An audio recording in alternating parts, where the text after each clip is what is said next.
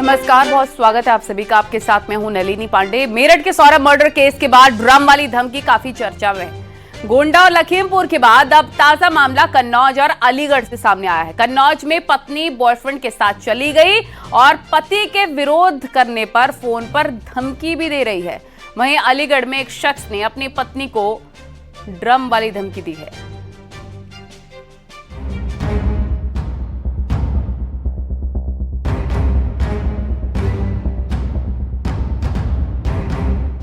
मेरठ में Saurabh murder case में drum सुर्खियों में क्या आया, धमकी की बाढ़ आ गई।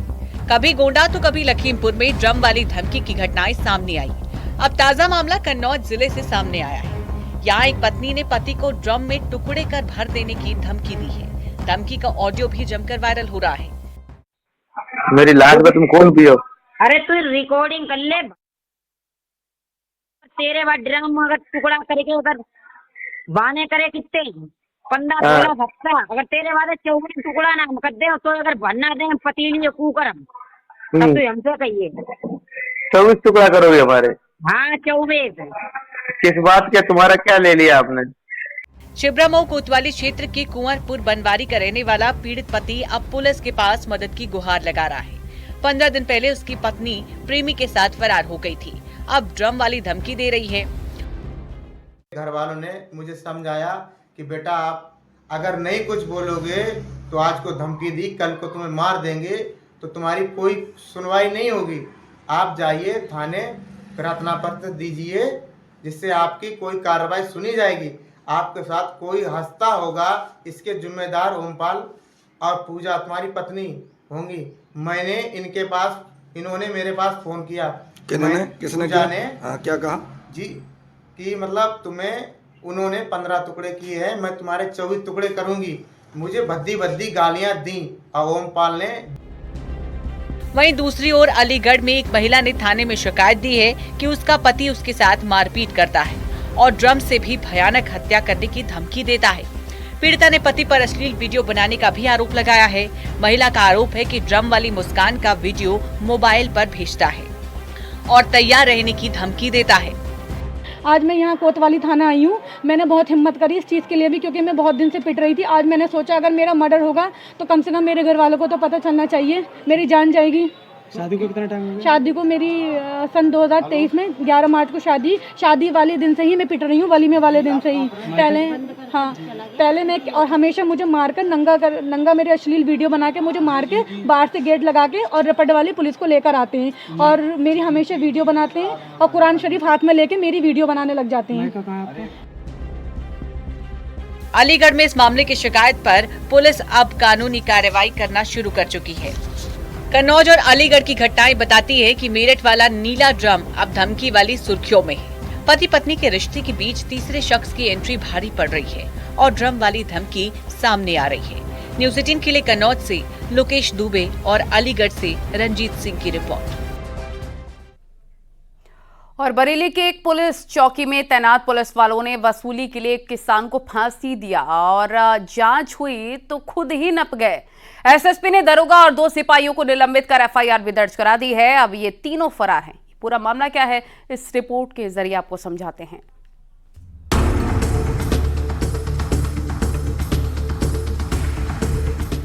बरेली में एक चौकी इंचार्ज और 2 सिपाहियों पर गंभीर आरोप लगा है। अवैध वसूली के लिए किसान बलवीर सिंह का अपहरण किया गया और फिर 2 लाख रुपए वसूल लिए गए। किसान बलवीर सिंह के खिलाफ वसूली के लिए बेनाम शिकायत करवाई और घर में छापेमारी कर अलमारी में तमंचा रखकर वीडियो बनाया। किसान बलवीर सिंह को थाने के अंदर आवाज बंधक बनाकर उसे प्रताड़ित किया और 2 लाख रुपए वसूल लिए। डिप्टी एसपी ने मामले की जांच की तो आरोप सही पाए गए। थाना फतेहगंज पश्चिमी की जो कस्बा चौकी है उसके चौकी इंचार्ज के द्वारा एक व्यक्ति को बैठाया गया है और उसके बाद उसको छोड़ने की एवज में धन के पैसे की डिमांड की गई है। इसकी जांच के लिए मेरे द्वारा सीओ हाईवे को तत्काल भेजा गया। सीओ हाईवे ने जो पीड़ित है उससे संपर्क किया, उनसे उनका बयान लिया और बयान लेने के बाद जब इस बात की पुष्टि हुई कि इस प्रकार की घटना चौकी इंचार्ज के द्वारा की गई है तो थाना फतेहगंज पश्चिमी में 4 तारीख को एफआईआर नंबर 140/25 धारा 333, 140, 127, 308, 115, 351 और 352 बीएनएस के अंतर्गत दर्ज की गई है। फिरौती देने के बाद किसान ने जब एसएसपी से न्याय की गुहार लगाई तो बड़ा एक्शन हुआ। जांच में सभी आरोप सही पाए जाने पर चौकी इंचार्ज बलवीर सिंह, सिपाही मोहित कुमार और हिमांशु तोमर समेत चौकी पर तैनात पूरी फोर्स को निलंबित कर दिया गया। तीनों के खिलाफ अपहरण और फिरौती वसूलने की धाराओं में मुकदमा दर्ज किया गया है। इसके बाद ये तीनों पुलिस वाले फरार हो गए हैं। इसमें चौकी इंचार्ज एसआई बलवीर सिंह और 2 कांस्टेबल जो इसके साथ में थे, उनके विरुद्ध एफआईआर दर्ज की गई है। तीनों को मेरे द्वारा निलंबित करके इनके खिलाफ विभागीय जांच संस्थापित की गई है। जो भी पुलिसकर्मी इस प्रकार के जो कृत्यों में लिप्त होंगे उनके विरुद्ध पूर्व से ही हम लोग कठोर कार्रवाई सुनिश्चित करते रहे हैं और कठोर कार्रवाई सुनिश्चित करते रहेंगे। बरेली के थाना फतेहगंज पश्चिम की इस घटना के सामने आने के बाद बड़ा एक्शन लिया गया है। आरोपी पुलिस वालों की तलाश चल रही है और जल्द ही गिरफ्तारी के लिए टीमें भी लगा दी गई हैं। 3 मार्च को ये घटना पूरे जिले में चर्चा का केंद्र बनी है। रामविलास सक्सेना, न्यूज़ 18, बरेली।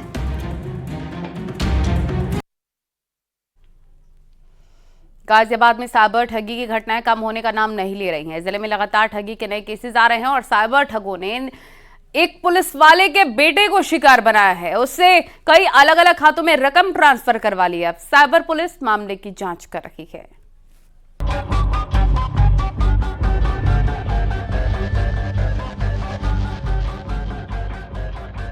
दिल्ली से सटे गाजियाबाद में साइबर ठगों ने फर्जी गेमिंग ऐप के जरिए हेड कांस्टेबल के बेटे से 10 लाख रुपए हड़प लिए। ठगों ने ये रकम 11 खातों में ट्रांसफर करवाई।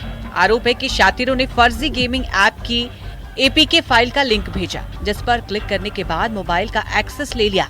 बस यहीं से शुरू हुई साइबर ठगी की घटना। पुलिस वाले का बेटा ऑनलाइन गेमिंग ऐप इस्तेमाल करता था और यही मुसीबत बन गया। हसमुख नामक व्यक्ति जो कि बतौर हेड कांस्टेबल यूपी पुलिस में तैनात है और फिलहाल उनकी तैनाती बुलंदशहर में चल रही है। उनका परिवार घंटाघर कोतवाली थाना क्षेत्र के एक इलाके में रहता है। उनके बेटे के मोबाइल पर एक लिंक आया और गेमिंग ऐप के जरिए उनके बेटे से अलग अलग 10 अकाउंट में 10 लाख रुपए की ठगी की वारदात को अंजाम दिया गया। कोतवाली क्षेत्र के सराय नगर अली में रहने वाले हेड कांस्टेबल मोहम्मद हसमुद्दीन बुलंदशहर में तैनात है। उन्होंने शिकायत की है कि उनके बेटे के मोबाइल पर ऑनलाइन गेमिंग ऐप की एक फाइल भेजी गई। शातिरों ने ऐप इंस्टॉल कराकर बैंक डिटेल लेकर खाते से रकम निकाल ली। ड्यूटी से छुट्टी मिलने के बाद जब वो घर लौटा और बैंक खाता चेक किया तो उसमें रकम नहीं मिली। सही हेड कांस्टेबल छुट्टी पर अपने घर आए तो उन्हें ठगी की वारदात के बारे में पता चला, जिसके बाद उन्होंने एक लिखित शिकायत साइबर थाने में दी है और पुलिस इस बात में तफ्तीश में जुट गई है कि आखिरकार वो ठग कौन थे। हालांकि शिकायत के आधार पर जिन बैंक अकाउंटों में वो पैसा गया था उनको फ्रीज कर दिया गया है। शिकायत के आधार पर मुकदमा दर्ज कर लिया गया है। जिन खातों में रकम ट्रांसफर की गई है उन खातों को फ्रीज किए जाने की प्रक्रिया भी शुरू कर दी गई है। साइबर ठगी के मामले हर रोज सामने आ रहे हैं। जालसाजों के झांसों में पढ़े लिखे लोग भी फंस रहे हैं। वहीं निवेश के नाम पर कहीं गेमिंग ऐप के जरिए तो कहीं डिजिटल अरेस्ट वाली धमकी। ऐसे में आप अपने बैंक खातों को लेकर जागरूक और सजग रहें। गाजियाबाद में साइबर पुलिस अब इस केस की जांच में जुट गई है। अमित राणा, न्यूज़ 18, गाजियाबाद।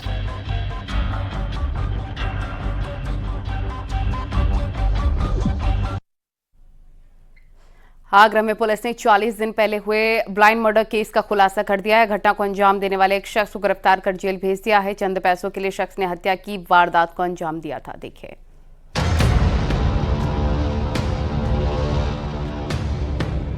आगरा में 24 फरवरी को थाना सदर क्षेत्र में हुई हत्या का पुलिस ने खुलासा कर दिया है। खेत के अंदर एक लड़के का शव मिला है।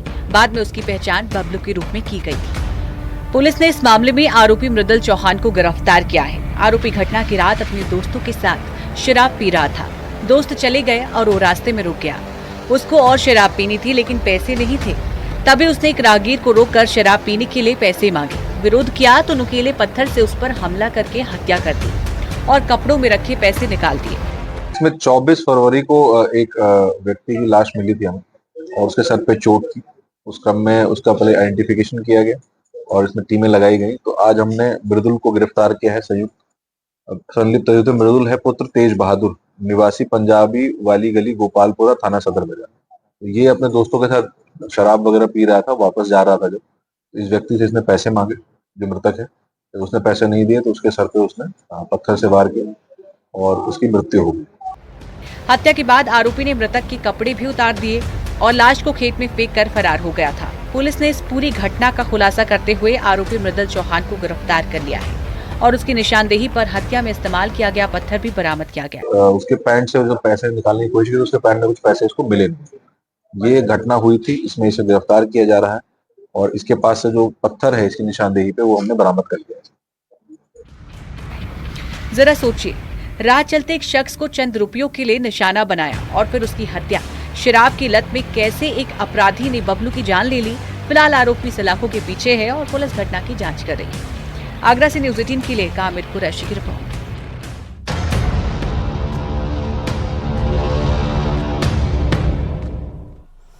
रामनवमी के मौके पर पीएम मोदी नए पंबल रेल पुल का उद्घाटन करेंगे और ये पुल भारत का पहला वर्टिकल लिफ्ट समुद्री पुल है। पीएम मोदी रोड ब्रिज से एक ट्रेन और एक जहाज को हरी झंडी दिखाएंगे और पुल के संचालन को देखेंगे। पंबन पुल का गहरा सांस्कृतिक महत्व भी है। रामायण के अनुसार राम सेतु का निर्माण रामेश्वर के पास धनुषकोडी से शुरू हुआ था। ब्रिज के उद्घाटन के बाद पीएम मोदी रामेश्वरम में रामनाथ स्वामी मंदिर में दर्शन और पूजन भी करेंगे।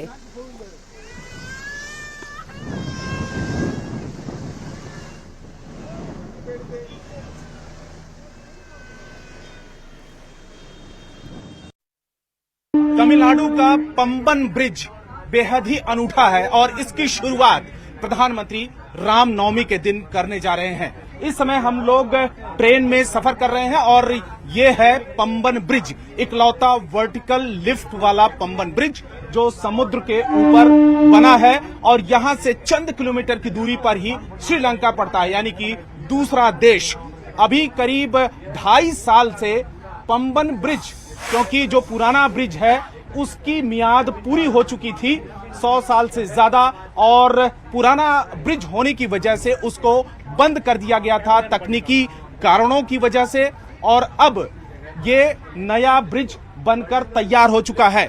इसकी आधारशिला प्रधानमंत्री नरेंद्र मोदी ने 2019 में रखी थी। 2023 में इसको बनकर तैयार होना था, लेकिन बीच में कोविड के आने की वजह से काम में थोड़ी सी देरी हुई, लेकिन फिर भी सरकार और इंजीनियरिंग जो विभाग है वो लगातार यहाँ पर नहीं। Pamban bridge is one of the most important bridges. It's the first vertical lift sea bridge and for railways as well as for Tamil Nadu, this is a major landmark and this is the rich heritage of our Tamil culture. Tomorrow Honorable Prime Minister will inaugurate this bridge.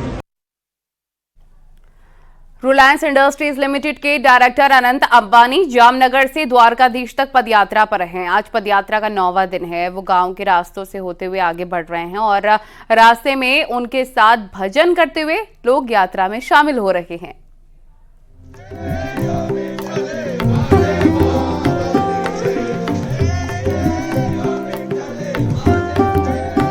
Anant Ambani की पदयात्रा आज 9वें दिन जारी है। रात 2 बजे ही Reliance industries के director Anant Ambani पदयात्रा के लिए निकल जाते हैं और द्वारकाधीश के लिए गांव के रास्तों से अपनी यात्रा को जारी रखते हैं।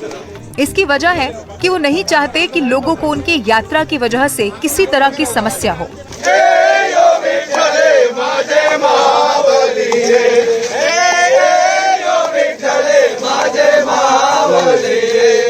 जब उन्हें पदयात्रा के लिए यूथ आइकन के तौर पर पेश करने की बात कही जाती है तो सहज भाव से वो इसे साधारण कार्य बताते हैं और युवाओं को आध्यात्म से जुड़ने का संदेश देते हैं। पदयात्रा की ये परंपरा है, यूथ आइकॉन बने हैं क्योंकि देश भर में इसके बारे में चर्चा हो रही है। पदयात्रा तो भारत में बहुत लोग करते हैं। मैं उन सबको कोटि कोटि प्रणाम करता हूँ, उनके ताकत को, उनके क्षमता को प्रणाम करता हूँ। मैं तो बहुत छोटा सा पदयात्रा कर रहा हूँ। भारत में मेरे से 1000 लोग, लाखों लोग, करोड़ों लोग मेरे से ज़्यादा लंबे लंबे पदयात्रा करते हैं, बिना चप्पल, बिना जूते, बिना खाए पिए। उन सब का मैं कोटि कोटि प्रणाम करता हूँ। उनसे ही हम सबको प्रेरणा मिलती है। और युवा को कोई मैसेज? बस भगवान के चरणों में हमेशा अपना माथा टेके और भगवान से प्रेम करे और भगवान हमेशा सबको खुश रखे और युवाओं को भी भगवान अपने पास ले आए, यही मेरी इच्छा है।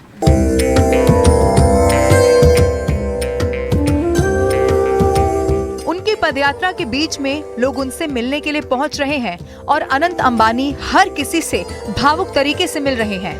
वो एक 5 महीने के बच्चे से मिले, नाम नंद है, श्री कृष्ण के रूप में। बालक के परिवार का कहना है अनंत अंबानी किसी आम व्यक्ति की तरह लोगों से मिल रहे हैं। ये Z+ जो सुरक्षा है ना, वो आम लोगों के लिए है ही नहीं। अगर आप अच्छे हो, आपका दिमाग अच्छा है, तो Z+ सुरक्षा अनंत भाई ने बोला ही है कि सब लोगों को यहाँ पे देख सकते हो आप, सिंगल रोड है फिर भी लोग आवागमन कर रहे हैं। तो इतनी सामान्य तरीके से जो कोई आ रहा है ना, तो वो अनंत भाई है।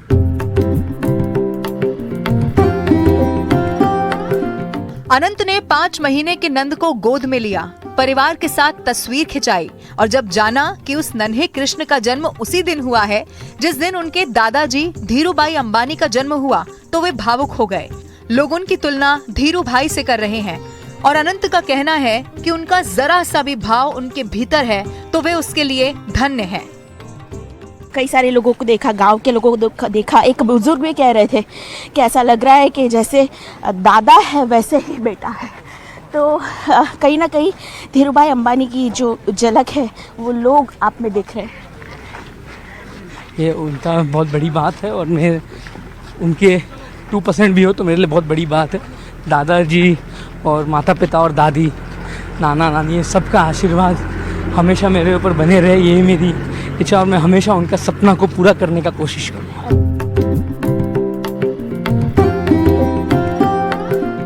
वहीं उनकी यात्रा में सम्मिलित होने के लिए पहुंचे पंडित रसराज इस बात पर आश्चर्यचकित हैं कि एक इंडस्ट्रियलिस्ट इतनी लंबी यात्रा कर रहे हैं। रोज लगभग 3 घंटे 4 घंटे की यात्रा चल रही है। इसके लिए बहुत बहुत प्रणाम है और पूरे अंबानी परिवार को बहुत बहुत शुभकामनाएं। आप सुन भी रहे हैं उनकी जो ऊर्जा है, माता जी की भक्ति के साथ अभी आरती चल रही है। ये ऊर्जा जिस तरह से आप देख सकते हैं, उनके जो ऊर्जावान उनकी जो शक्ति है कहीं ना कहीं से आ रही है। क्या कहेंगे? बिल्कुल, ये तो उनके परिवार में उनको बचपन से मिली है, विरासत से मिली है। द्वारकाधीश तक चलने वाली अनंत की ये यात्रा 2 दिन और चलेगी। पूरे भक्ति भाव के साथ ये यात्रा हर दिन ऐसे समय में होती है जब सड़क पर नाम मात्र की भीड़ होती है। अनंत अंबानी नहीं चाहते कि उनकी वजह से किसी को किसी भी प्रकार की परेशानी आए। अनंत अंबानी की आध्यात्मिक यात्रा में हनुमान चालीसा का पाठ होता है, गायत्री मंत्र के साथ श्री कृष्ण के लिए जय घोष होता है। पूरा माहौल भक्तिमय है और इस पद यात्रा में भावनाएं, श्रद्धा और करुणा सब साथ चल रही हैं।